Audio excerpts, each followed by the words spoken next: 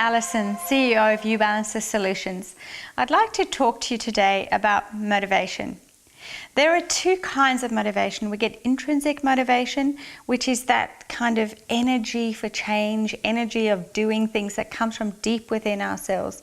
And then there's extrinsic motivation, which is the paycheck or the reward or the prize that we might get because we've done something. Now, intrinsic motivation is actually one of our emotional intelligence competencies. It's what helps us choose to bring our best possible self to different situations in our life, and to do it because we really want to do it, not because anybody else is expecting it of us or it's been demanded of us. And understanding intrinsic motivation is an important part of helping motivate the people who work with us too. There are three key components to intrinsic motivation. The first one is know your value system. If you haven't done a values exercise for a while, I encourage you, go and look for all the many words of values, try and sort them into groups, try and distill them down, and come with your top sort of 5 things that are really, really important to you, and that you're going to use in your decision-making processes. Because if you choose to do something that's completely out of alignment with how your values sit around that, you won't be motivated.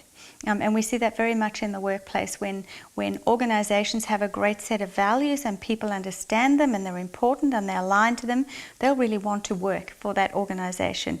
It's not so important to get the extra paycheck, but it's really important that you know that your work is highly valued and you're aligned in the direction of that organizational value system. So that's the first thing, your values. The second thing is mastery.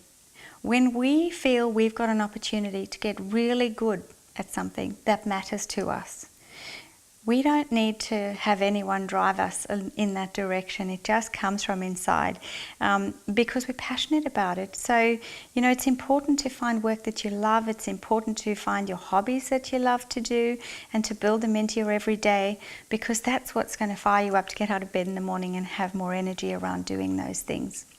The third thing, and this is important for managers and leaders to understand in motivating people, is that autonomy is so important.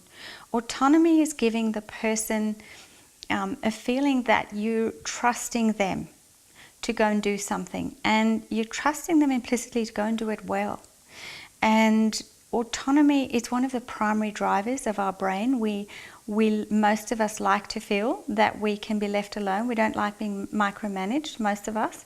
And so when you give people that feeling, this is aligning with your values, here's your opportunity to go and master something, and here's the autonomy. I'll show you the ropes, but go. I'll let you flow with it and see what great thing you come up with. These are all highly motivational, and they fire that internal spark in people.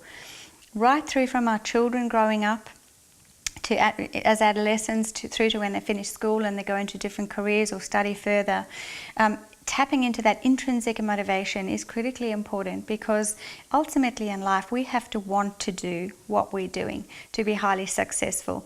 We can't impose success on people. It comes from inside, and it's a spark that we need to ignite and find ways to keep the flame going. So I wish you well as you think about what your own passions are, that you get in touch with your values and really find yourself thriving, because when we have that intrinsic motivation, we do thrive. Thank you.